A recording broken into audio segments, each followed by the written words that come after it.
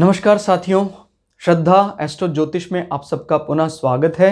आज हम लोग कवर करने वाले हैं वृषभ लग्न में अगर छठे भाव में या षष्ठम भाव में सूर्य आते हैं तो उसका क्या फल हमारे जीवन में दिखाई पड़ता है। इससे पहले हम लोगों ने 5 वीडियो कवर कर लिए हैं और हमने मेष लग्न में भी सूर्य के 12 भावों में फल को जान लिया है। इसी प्रकार से हम आगे भी सभी लग्नों के अलग अलग भावों में अलग अलग ग्रहों के बारे में चर्चा करेंगे और उसके बाद हम इनके आपसी प्रभाव को भी जानेंगे, कंजंक्शन को भी जानेंगे, म्यूचुअल एस्पेक्ट्स को भी जानेंगे। लेकिन अभी हमने क्योंकि बेसिक से शुरुआत करना हमने निर्णय लिया था तो हम बेसिक पर ही चर्चा कर रहे हैं।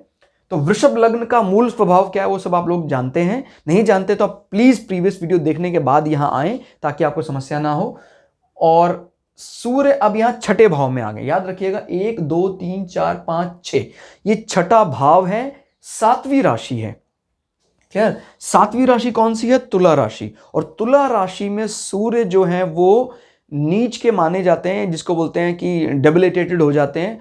और जब वो नीच के हो जाते हैं तो वो अपने स्वभाव में जो उनके तेजो में रूप है वो तेज नहीं दिखा पाते हैं, मतलब चाहते भी हैं तभी भी नहीं दिखा पाते हैं। लेकिन इसमें एक और बात याद रखनी है कि हम नीच भंग राजयोग को अभी हम थोड़ी देर के लिए किनारे रख रहे हैं, नीच भंग राजयोग की बात नहीं कर रहे हैं। क्योंकि जब नीच भंग राजयोग होता है तो क्या होगा कि सूर्य नीच का होकर भी उच्च की तरफ फल देगा, लेकिन after 20 to 25 years of starting. Clear हो गया? यानी जीवन के 15 से 20 साल के बाद वो रियल उसका जो उच्च का स्वभाव वो बाद में नजर आता है। जैसे आपने देखा कई लोगों का शुरुआत होती है जीवन की एकदम जीरो, एकदम कुछ नहीं जानता है, कुछ नहीं होता है। उसके बाद एक पर्टिकुलर एज के बाद उनके जीवन में अचानक ऊंचाइयां आ जाती हैं। वो ज्यादातर नीच भंग की कुंडलियां होती हैं। एक मतलब साधारण फ्लो बना हुआ है ऊंचा जाने का, तो उसका मतलब उसके जीवन में कोई ग्रह जो है स्वग्रही या उच्च के बैठे हुए हैं। लेकिन कोई ग्रह नीच का दिखा रहा है फिर नीच भंग हो रहा है। वो कई बार मतलब हम ज्यादातर कुंडलियों में अगर चर्चा करेंगे जो जिनका पूरी दुनिया में एक विशेष जिसको मतलब कहता है ना भी उभर कर आया कोई हमारे सामने, कोई ऐसा स्टार भाई। एक तो कहता है पुश्ते उसकी स्टार थी तो होना ही था भाई, स्टार बन गया वो भी। लेकिन एकदम से कोई उभर कर आया, जमीन से एकदम आकाश पर पहुंच गया। इस प्रकार की कुंडलियां जो हैं वहां नीच भंग जरूर पाया जाता है। कई एक ग्रह होते हैं, कई 2 ग्रह नीच भंग में होते हैं, कई बार 3 ग्रह नीच भंग में होते हैं। और नीच भंग में एक बहुत बड़ी क्वालिटी भी होती है जो हम बाद में चर्चा करेंगे। ऐसे व्यक्तियों को वो अहंकार जो है उससे वो बच जाते, इस बीमारी से बच जाते हैं। मतलब जब कभी भी हवा में उड़ने लग जाते हैं वो अपने आप ग्रह बता देता है कि भाई जमीन में रहे। उच्च का मतलब होता है वो प्रायः अपने आप को ऊंचा मानने लग जाता है। तो ये एक नेगेटिव रोल भी हो सकता है। तो अगर किसी कुंडली में 4-5 ग्रह या 2-3 ग्रह भी उच्च के चले जाते हैं तो वो ठीक है, उसको ऊंचाइयों तक जा रहा है, लेकिन वो फिर साधारण व्यक्तियों को समझता नहीं है। तो एक प्रकार से वो नेगेटिव भी हो जाता है। और आपको पता है किसी भी इंडस्ट्री में, किसी भी कंट्री में ग्रो करने के लिए हमें सबके साथ मिलकर चलना पड़ता है। तो नीच भंग भी एक कमाल का योग है। अभी साधारण में समझाऊं तो इतना ही समझ लो आप, हालांकि उसके कई तरीके हैं, बट अभी इतना समझ लो कि जैसे मान लीजिए सूर्य बैठे हैं, ये घर किसका है? शुक्र का घर।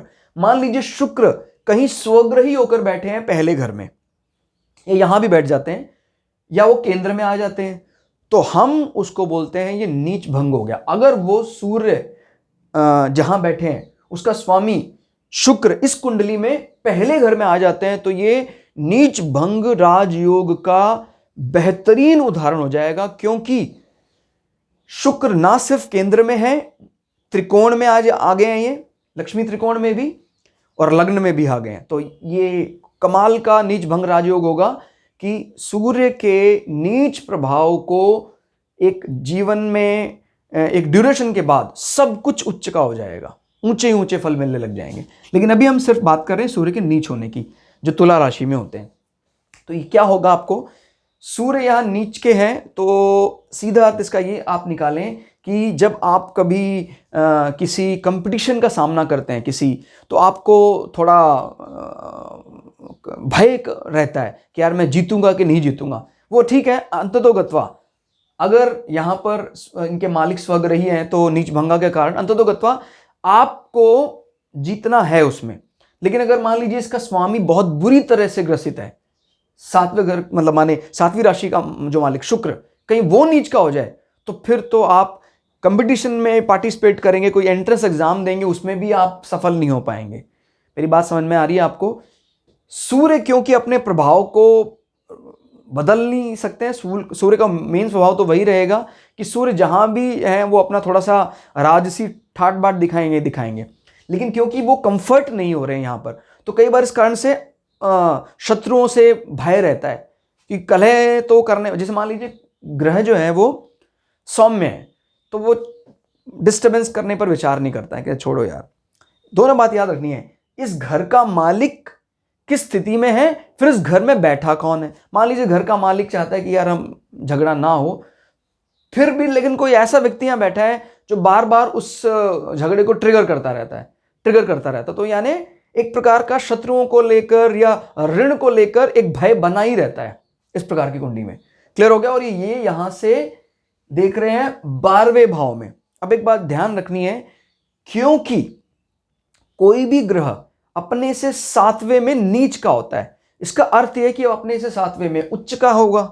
यहां बैठा है, अगर वो नीच का है तो अपने से 7वें में उच्च पे नजर मार रहे हैं, वो ठीक है, मंगल के भाव में नजर मार रहे हैं वो, तो ये भी संभावना बनती है कि ऐसे व्यक्तियों को प्रायः जो दूसरी भूमि फॉरेन लैंड है वहां से कहीं ना कहीं कोई जमीन का फायदा, इस प्रकार का फायदा उनको मिल सकता है। अगर वो प्रॉपर्टी वहां कहीं लेते हैं तो उसको फायदा मिल सकता है।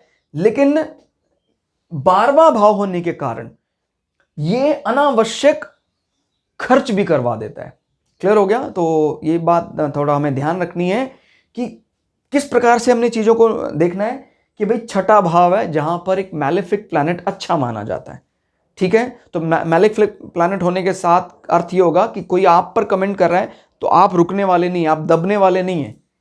लेकिन अब इसके नेगेटिव इंपैक्ट को कैसे हम यहां निहार रहे हैं, अगर इस घर का मालिक अच्छी स्थिति में नहीं है तो आप बोलेंगे तो सही लेकिन आप जीतेंगे नहीं।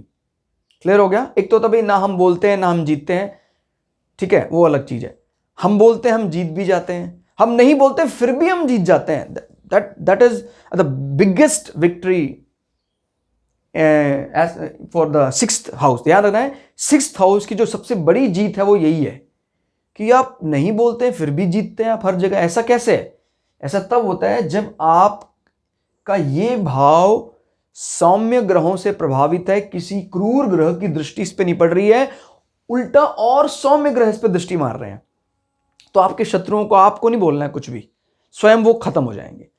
जब यहां पर क्रूरता दिखाई देती है तो मतलब आपको फेस तो करना ही होगा, दो हाथ तो करना ही पड़ेगा। इस कारण से समाज में कई बार अपयश का कारण बन जाता है वो। लेकिन अगर ये सौम्य हो, सौम्य ग्रह दृष्टिपात करते हो तो फिर आपको नहीं कुछ बोलना है, स्वयं उस शत्रु का विनाश हो जाएगा।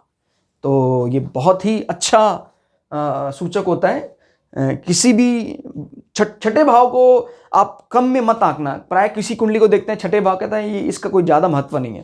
मैंने क्या बोला, इस संसार में जो भी है वो विष्णु है, जो भी है वो नारायण है। वो अलग बात है कि नारायण ने ये कहा कि मैं कुंडली में जगह आता हूं तो केंद्र भाव में रहता हूं, लेकिन नारायण ने यह भी कहा है कि अगर गंगा सर्वोपरि है तो नर्मदा ताप्ती जल की एक बूंद में मैं स्वयं हूं, मैं उसी ताप्ती की नदी में गंगा प्रकट कर सकता हूं।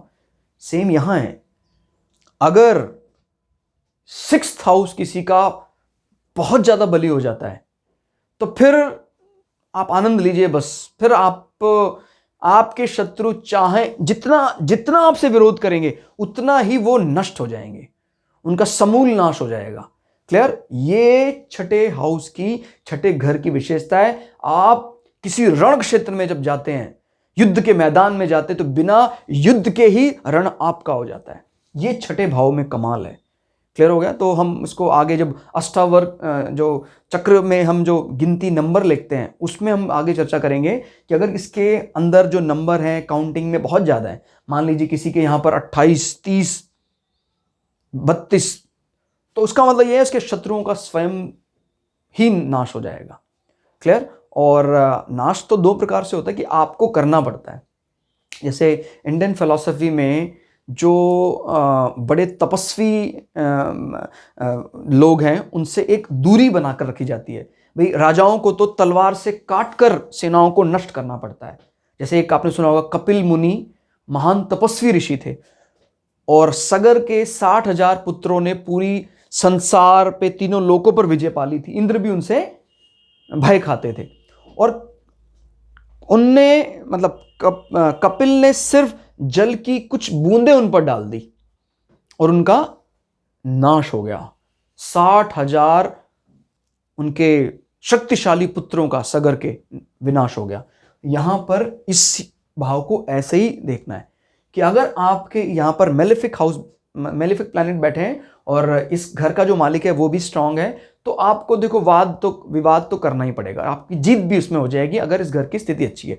लेकिन आप ये देखिए ना, इसमें बेनिफिक प्लैनेट बैठे हैं, शुभ ग्रह बैठे हैं। शुभ आप इसको बैठना तो नहीं कह सकते हैं, बिकॉज बैठने में हमें ये देखना होगा फिर कि वो स्वग्रही होके बैठे हैं। अगर ये खाली है, सबसे बढ़िया अगर देखा जाए ये खाली है, क्लियर, ये खाली है और शुभ ग्रहों की दृष्टि पड़ रही है, और जिस ग्रह का ये घर है वो भी एक बेनिफिक मान लें स्वाम्य ग्रह है। मतलब फिर क्या है, आपको शत्रुओं के लिए कुछ भी प्लानिंग नहीं करनी है। पहली दफा तो आपके कोई शत्रु ही नहीं होंगे संसार में, होंगे वो स्वयं उनका विनाश हो जाएगा। आपने कहीं भी टेढ़ी दृष्टि की अगर शत्रु पर, शत्रु खत्म। क्लियर? तो ये छठे घर से देखा जाता है। क्लियर? तो ध्यान रखना है, इसमें हम ऋण जो लेते हैं या देते हैं उससे देखा जाता है। तो कई बार सूर्य यहां बैठने के कारण हमारे जो ऋण है, हमारे जो कर्ज हमने लिया हुआ है उसको भी उतारने में समय लगता है, ऋण बढ़ता चला जाता है। क्लियर? और इससे हम हमारे नौकर चाकर भी देखते हैं, मतलब हम हमारे नीचे काम करने वालों को रखते तो हैं। क्लियर? नो डाउट, सूर्य है तो रखेगा जरूर, कोई भी काम करने वाले लोगों को रखेगा जरूर, लेकिन उनको उचित समय पर वेतनमान दे पाना संभव नहीं हो पाता है। पालतू पशु रखेगा तो, लेकिन उनसे उसको भय रहेगा। ठीक हो गया?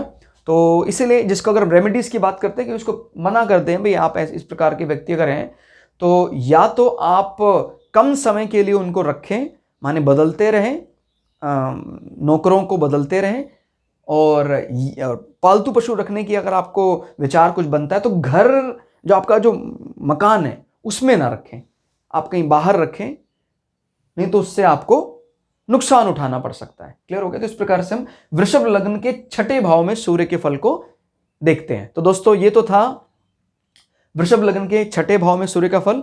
बने रहिए हमारे चैनल में श्रद्धा एस्ट्रो ज्योतिष में। आपको ज्योतिष की एक एक बारीकियां हम लोग अपने चैनल में बताने वाले हैं, और सभी लग्न, सभी ग्रह का स्वभाव, जितने भी अलग अलग पद्धतियां हैं, उस सारी पद्धतियों को हम इस चैनल में कवर करेंगे।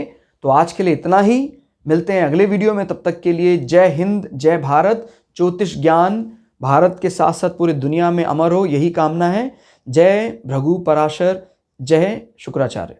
धन्यवाद।